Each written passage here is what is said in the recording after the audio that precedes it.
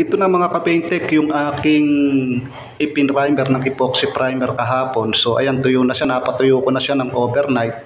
So ngayon, lilihahin ko naman yan bago natin lagyan ng haspe mga ka-paintek. So ang kagandahan lang kasi sa epoxy primer, mas matibay siya kumpara dun sa primer surfacer. So ang kaibahan naman nila kasi, matagal matuyo yung epoxy primer, mabilis naman yung primer surfacer. So ngayon, itong mga ka-paintek, hindi ko na naipakita sa video, nalagyan ko na siya ng haspe. Sinimplihan lang natin yung paghahaspe, no, mga ka-paintek. So mabilis ang haspe lang yan, hindi na natin nilagyan ng mga buko-buko. So ayan, straight lang yung ginawa natin.